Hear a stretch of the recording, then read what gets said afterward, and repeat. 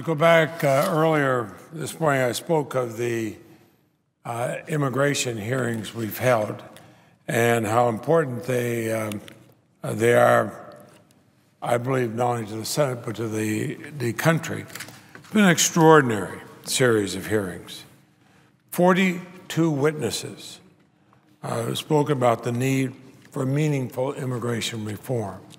And I believe there is a chance to have real immigration reform, not bits and pieces around the corner, but the kind of comprehensive immigration reform that our great and wonderful country deserves, a country where each one of us are either children or grandchildren or great-grandchildren of immigrants, a country where the major Fortune 500 companies, a large percentage of them begun by immigrants.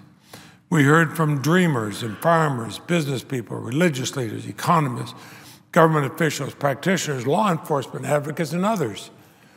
We heard from those who oppose comprehensive immigration reform. We heard from those who support it. Since the bipartisan legislation was introduced a week ago, we've held 3 days of hearing with live testimony from 26 witnesses. I've accommodated many member requests. I've worked with Ranking Member Grassley to ensure that all viewpoints were heard. In fact, no witness, he suggested, was denied the opportunity to appear and testify. I think we all realize, whether Republicans or Democrats, no matter how we may vote, we should have a clear record. I asked Secretary Napolitano to return to testify the second time in a couple of months, as she had in February. She was scheduled last week with a horrific circumstances in Boston. Of course, we all understood, all of us, why she had to cancel that appearance. But she came yesterday and answered every single question everybody had. Now, as I said earlier, when we meet tomorrow, the right will be exercised under our rule to hold over the immigration reform bill for a week. Again, I've discussed this with Senator Grassley, and I think we both agree that that's a wise thing to do, to hold it over and give people that extra time. The following week, we're not in session, but then we start marking up the legislation in May. By that time, the legislation and all the testimony will have been publicly available for 3 weeks. Everybody will have had a chance to see it. We streamed live all the hearings. All of this is on the Judiciary Committee website, and everybody will have had a chance to see it before we vote on it or consider the amendments offered to it. Madam President, I ask consent that without this interrupting my speech, I'd be allowed to continue for 5 minutes more on this subject. Is there objection? Without objection. The legislative proposal we are examining is a result of significant work and bipartisan compromise. I do not want to see comprehensive immigration reform fall victim to entrenched or partisan opposition, even though that may well be there.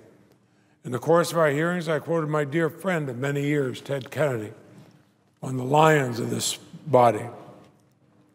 In the summer of 2007, he and I had worked with former President George W. Bush.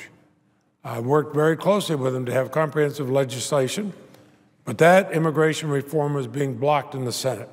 He spoke about our disappointment and resolve. He said, "We are in the struggle for the long haul.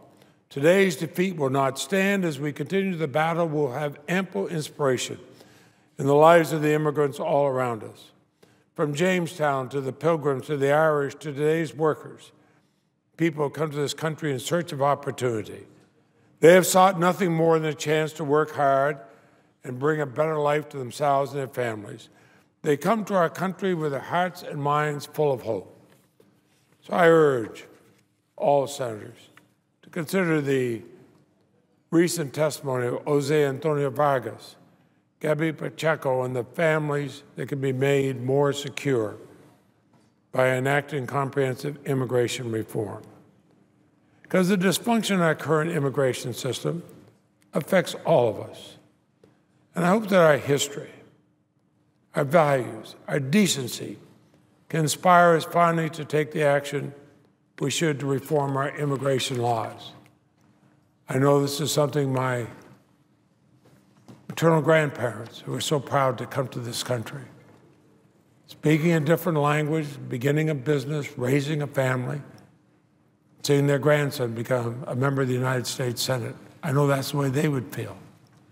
I know that my wife's parents, who came to this country, speaking a different language, having their children here in the United States, and stood with Marcel and I and my parents when I was sworn into the United States Senate, and they would think, watching their children and grandchildren, what a wonderful country this is.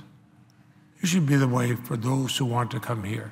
We are a great and good country, but we are a country that becomes greater and better because of the diversity brought to our shores, something from the beginning of this country to today.